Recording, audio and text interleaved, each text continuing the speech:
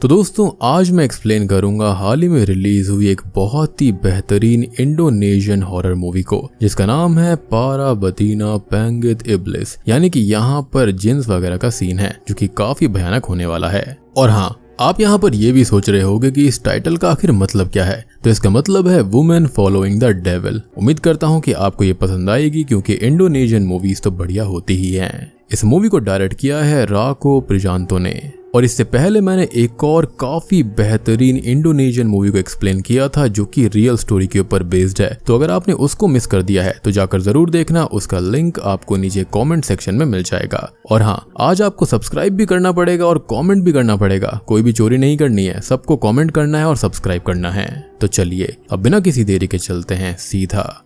Video की तरफ।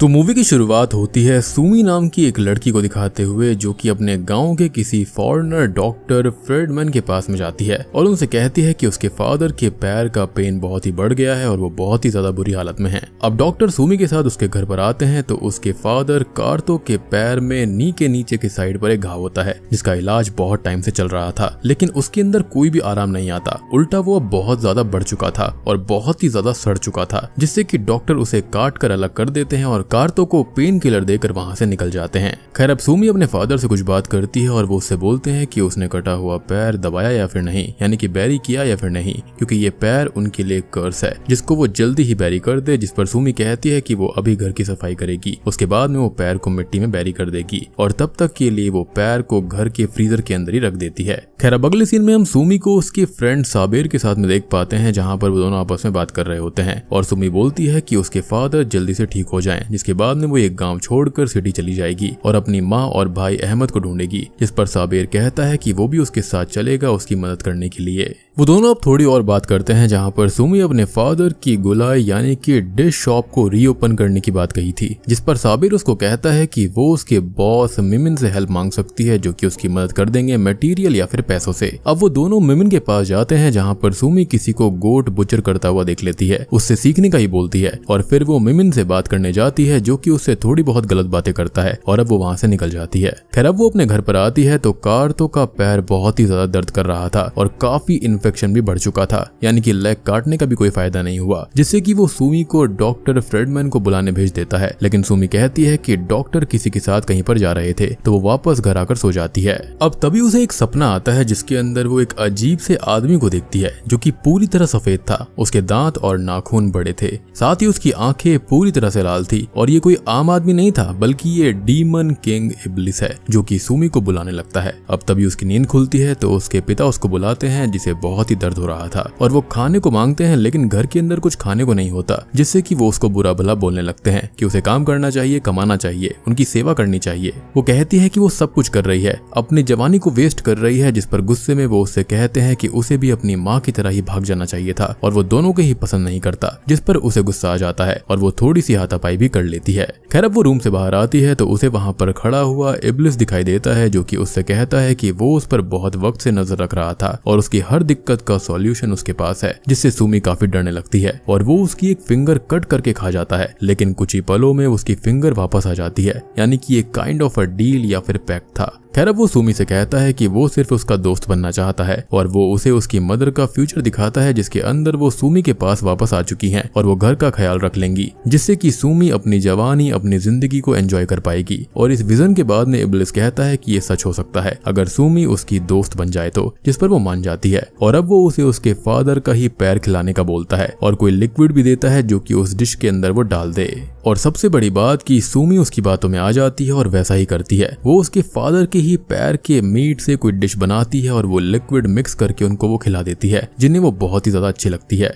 खैर, अब वो अपना काम निपटा कर बाहर आती है तो उसे वहां पर साबेर से पता चलता है कि गांव की एक लड़की गायब हो गई है और वो लोग उसे ढूंढने जा रहे हैं और उस लड़की की बॉडी गांव के पास हिल के नीचे ही मिलती है जो कि बॉटम साइड नेकेड थी और उसके सर के ऊपर गहरा घाव था जिससे उसकी जान चली गई थी। अब अगले सीन में उस लड़की का फ्यूनरल होता है और और इस लड़की का नाम निंगरूम था, जिसकी बहन सारी अपनी एक लौती छोटी बहन को खोने से बहुत ही ज्यादा दुखी थी और वो काफी गुस्से में थी। यहाँ पर सुमी भी फ्यूनरल देखने आई हुई थी और वो यहाँ पर डॉक्टर को देखती है, जिनसे वो कहती है कि उसके फादर के पैर का पेन बहुत बढ़ चुका है और उसको नए पेन किलर्स चाहिए और वो उन्हें अपने घर पर ले जाते हैं। अब रात को हम सारी को देखते हैं, जिसे निंगरूम के विजन्स आते हैं और उसकी स्पिरिट दिखाई देती है, जो कि उससे कहती है कि वो उसकी मौत का बदला ले। खैर तभी हमें सुमी को दिखाया जाता है, जो कि अपने घर पर सो रही थी, जिसके पास में इब्लिस आता है और फिर से उससे वही मैनिपुलेटिव बातें करने लगता है, यानी कि उसको बहुत ही ज्यादा फंसाने लगता है अपनी बातों में कि वो उसको फ्रीडम दे देगा, उसको आजादी देगा, जो वो चाहेगी उसको मिल जाएगा और वो उसके सारे के सारे ऑफर्स को मान ले और इस बार उसे निंगरूम की लाश को खोदना होगा। सुमी वैसा ही करती है और निंगरूम की बॉडी को घर लाकर उसके चेस्ट वाले एरिया को उबाल देती है, यानी कि उसकी डिश बनाकर अपने ही फादर को फीड कर देती है। लेकिन वो यहाँ नहीं रुकती, बल्कि वो अपने डिश शॉप को ओपन करके गांव के लोगों को निंगरूम की बॉडी के मीट को ही सर्व करने लगती है और किसी को पता भी नहीं चलता। सबको ये काफी टेस्टी लग रहा था। खैर अब तभी वहां पर ये खबर आती है कि निंगरूम की बॉडी गायब है, जो कि सुमी ने ही ले ली थी। खैर अब वो साबेर के साथ में उसी स्पॉट पर जाती है जहां पर निंगरूम की बॉडी दफन थी, जहां पर सारी बहुत ही ज्यादा गुस्से में सबसे पूछ रही थी कि ये बॉडी किसने ली है। अब यहाँ पर सुमी ने जो कुछ भी किया था वो इब्लिस के इन्फ्लुएंस में आकर किया और अब वो अपने सेंसेस में आती है और कांपने लगती है। वो वहां से भाग जाती है और उसकी हालत काफी खराब थी, उसे उल्टियां होने लगती हैं, जिसके पीछे साबेर भी घर तक आ जाता है। अब इब्लिस फिर से सुमी के पास आकर उसे मैनिपुलेट करने लगता है और उससे कहता है कि वो उसे इंटरनल लव और हैप्पीनेस दे देगा और वो इस गाँव से जाना चाहती है तो वो जा भी सकती है, लेकिन उसे आखिरी टाइम मीट सेल करना होगा पैसों के लिए और ये मीट इस बार एकदम फ्रेश होना चाहिए और इसके लिए वो साबेर को ही यूज कर सकते हैं, जो कि सुमी का साथ देने का नाटक करता है और असल में उसका फायदा उठाना चाहता है। यानी कि इब्लिस यहाँ पर उससे उल्टी सीधी बातें कह रहा था और वो सुमी को उसकी लाइफ, उसके ड्रीम खराब होने की धमकी भी देता है कि अगर वो चाहे तो वो उसकी फ्रीडम छीन लेगा, जिससे वो अपनी मदर को फिर कभी नहीं ढूंढ पाएगी। खैर अब तक वहां पर साबेर भी आ जाता है, जो कि इब्लिस को नहीं देख पा रहा था, क्योंकि इब्लिस को वही देख सकते हैं जिसके द्वारा उसको चुना जाए और तब तक इब्लिस उसको ही खत्म करने की बात सुमी से बोल देता है, यानी कि उसे साबेर का ही मीट चाहिए था। अब साबेर सुमी से बात करके गांव छोड़ने की बात करता है और वो उसकी बात भी मान लेती है। वो अपना सामान पैक करने लगती है और साबेर बाहर चला जाता है। तभी सुमी को फिर से इब्लिस मैनिपुलेट करने लगता है और अब वो खुद को संभालती है और उससे कहती है कि वो उसके कान में ये इविल बातें करना बंद कर दे और अब वो उसके साथ एसोसिएट रहना नहीं चाहती, यानी कि उसकी दोस्त बनना नहीं चाहती। खैर अब वो बाहर आती है, लेकिन साबेर उसके किचन में चला गया था, जहां पर उसको वो फ्रीजर रखा हुआ मिलता है और उसके अंदर उसे निंगरूम की लाश मिल जाती है, जिससे कि यहाँ पर सुमी को आकर उसे बेहोश करना पड़ता है। खैर अब होश आने पर साबेर सुमी से कहता है कि वो उसके साथ कुछ ना करे, वो उसको बहुत प्यार करता है, उसके साथ यहाँ से जाना चाहता है। लेकिन इब्लिस यहाँ पर सुमी को फिर से मैनिपुलेट करता है कि वो झूठ बोल रहा है और उसके बॉस ने उसे सुमी की डिश की रेसिपी पता करने भेजा था और अब सुमी काफी गुस्से में आ जाती है और जैसा कि इब्लिस ने कहा था तो वो यहाँ पर साबेर की बॉडी के टुकड़े कर देती है और अपनी शॉप की डिश के लिए इस्तेमाल करने लगती है। लेकिन ऐसा करते हुए उसके डैड ये सब देख लेते हैं, जिन्हें वो कहती है कि वो ये सब उसके और खुद के लिए कर रही है ताकि वो फ्री हो पाए, लेकिन वो उसकी बात नहीं सुनते तो वो उन्हें पीट कर बेहोश कर देती है। इधर दूसरी ओर हम सारी को देख पाते हैं, जिसको फिर से अपनी बहन की स्पिरिट दिखाई देती है, जो कि उसे एक ब्रेसलेट देती है जिस पर कोई नाम था, जो कि होता है चंपाका,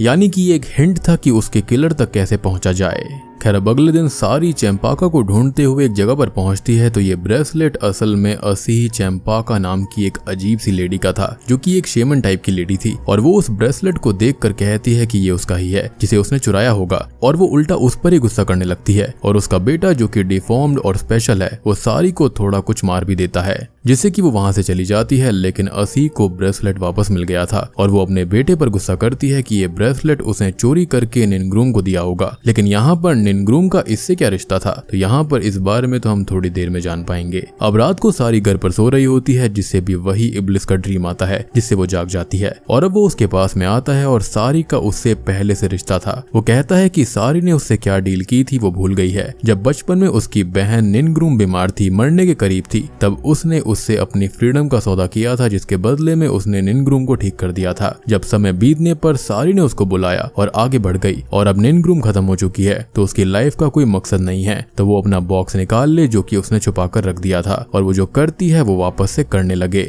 सारी अब थोड़ी परेशान हो जाती है और बाहर कुएं से पानी लेने जाती है तो पानी अपने आप खून से भर जाता है और बाकी चीजें भी उसको हॉन्ट करती हैं। इब्लिस उससे कहता है कि उसे अपनी बहन का बदला लेना चाहिए और उसकी स्पिरिट भी यही बोल रही थी। और अब सारी भी तैयार हो जाती है जो कि अपने छुपाए हुए बॉक्स को निकालती है जिसके अंदर इब्लिस का लॉकेट और ब्लैक मैजिक और रिचुअल की बहुत सारी चीजें थी। और असल में सारी एक बहुत ही पावरफुल और बहुत ही स्ट्रॉन्ग शेमन रही थी पिछले वक्त में, जिसे डायरेक्ट इब्लिस का ही साथ मिला हुआ था और इब्लिस को बुलाने वाली वही थी, उसने ही उसको बचपन में आजाद किया था और अब वो फिर से उसी रास्ते पर आ चुकी है। और सबसे पहले तो जिसने निनग्रुम को खत्म किया था वो उस पर ब्लैक मैजिक करती है कि वो जो कोई भी है वो खत्म हो जाए। और हम तभी देखते हैं कि असी चैंपाका का बेटा बहुत बुरी तरह से मारा जाता है एज उसने ही निनग्रुम के साथ में गलत करके उसको मार दिया था और असी चैंपाका गायब हो गई थी। खैर अब तभी हम सुमी को देख पाते हैं जो कि अपनी शॉप चला रही होती है और यहाँ पर मिमिन भी आया हुआ था जिसे कार्तो की हेल्प की आवाज सुनाई देती है, लेकिन सुमी उससे झूठ बोलकर उससे मिलने से रोक देती है और खुद जाकर कार्तो को पीट कर बेहोश कर देती है और उसे दूसरी जगह बांध देती है।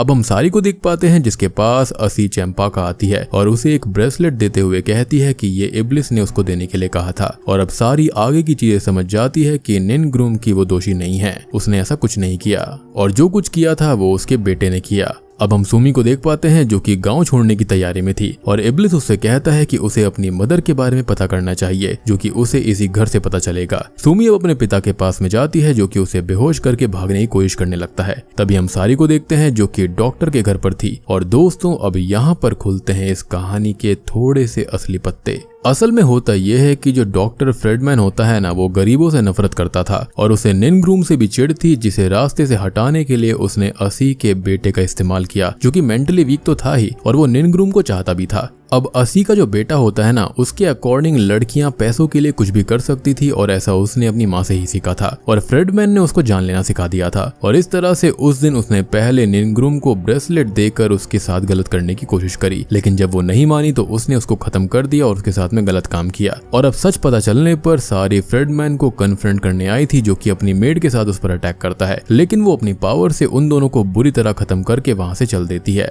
यानी कि डॉक्टर ने अपने पर्सनल ग्रज की वजह से यहाँ पर असी के बेटे का इस्तेमाल किया जो कि काफी मेंटली वीक था। खैर अब हम सुमी को देखते हैं जो कि कार्तो को ढूंढ लेती है और उसे बांधकर उससे उसकी माँ के बारे में पूछती है, जिस पर वो कहता है कि वो अपने लवर के साथ भाग गई थी, उसने उसको कई बार बताया। जिस पर वहाँ पर खड़ा हुआ इब्लिस सुमी को बोलता है कि ये झूठ बोल रहा है और अब सुमी सख्ती से बार बार उससे पूछती है तो यहाँ पर वो सारी सच्चाई बताता है कि असल में उसका अफेयर हो गया था असी चैंपाका से और उसको सुमी की मदर पसंद ही नहीं थी। उसने तो अपनी माँ की जिद पर शादी करी थी और वो प्यार असल में असी से करा करता था। और वक्त बीतने पर उसका असी के साथ में एक बच्चा भी पैदा हुआ था जो कि डिफॉर्म्ड और स्पेशल था, यानी कि वही लड़का जिसने कि यहाँ पर निनग्रुम को मार दिया था। और वहीं सुमी की माँ ने भी बच्चे को जन्म दिया था, लेकिन उसे कार्तो के अफेयर के बारे में पता चल गया और एक झगड़े में वो घर छोड़ने को तैयार थी, लेकिन गुस्से में कार्तो ने उसे खत्म कर दिया और उसे अपने ही घर में उसके ही रूम में बैरी कर दिया था। जी हाँ, यानी कि उसकी माँ कहीं भागी नहीं थी बल्कि उनको तो मारकर यहीं पर दबा दिया गया था। अब देखो यहाँ पर जो कुछ भी इब्लिस कर रहा था उसमें तो उसका ही फायदा था, लेकिन एटलीस्ट यहाँ पर सुमी को सारी सच्चाई पता चल गई थी। अब सुमी ये सब सुनकर टूट जाती है। उसका सपना था अपनी माँ को वापस पाने का और अब वो गुस्से में कार्तो की जीभ काट कर उसे स्टैब करके खत्म कर देती है। अब वो रूम को डिग करती है और उसे अपनी माँ की बॉडी भी मिल जाती है। वो कार्तो को खत्म करके उसकी बॉडी को वहीं पर बैरी करके वहां पर सब कुछ छोड़कर जाने की तैयारी करने लगती है, लेकिन तभी वहां पर सारी आती है अपनी बहन की बॉडी ढूंढने के लिए, जिसकी हालत सुमी ने क्या करी थी हम जानते हैं। और अब वहां पर असी भी आ जाती है और कार्तो के बारे में पूछने लगती है।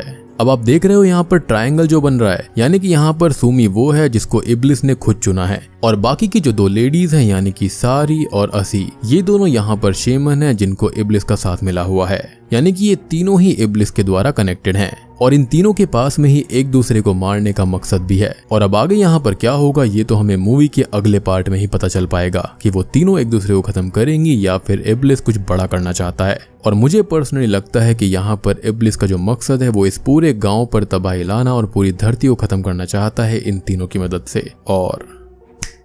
बूम, इसी के साथ में ये मूवी यहीं पर खत्म हो जाती है। तो दोस्तों ये थी पाराबदीना पेंगित इब्लिस मूवी की कहानी। उम्मीद करता हूँ कि आपको पसंद आई होगी। देखो मूवी जो है ना वो काफी इंटरेस्टिंग है यहाँ पर, मतलब यहाँ पर ऐसा सस्पेंस बिल्डअप करा गया है कि इसका अगला पार्ट भी आना चाहिए। बाकी देखो मूवी को अगर आप डिटेल से समझोगे, अच्छे से समझोगे तो आपको मूवी अच्छी लगेगी, लेकिन अगर आप इसको ऊपर ऊपर से देख लोगे तो आपको मूवी पसंद नहीं आएगी। लेकिन मुझे तो अल्टीमेटली मूवी पसंद आई है क्योंकि इंडोनेशियन मूवीज मेरी काफी फेवरेट हैं। तो उम्मीद करता हूँ कि आपको भी ये पसंद आई होगी। पसंद आई है तो वीडियो को लाइक कर देना, चैनल के ऊपर नए हैं तो सब्सक्राइब कर लीजिए, और अगर आपको कोई डाउट है तो आप मुझे कमेंट सेक्शन के अंदर लिखकर पूछ सकते हैं। तो मैं आप सबको मिलता हूँ अगली वीडियो के साथ में,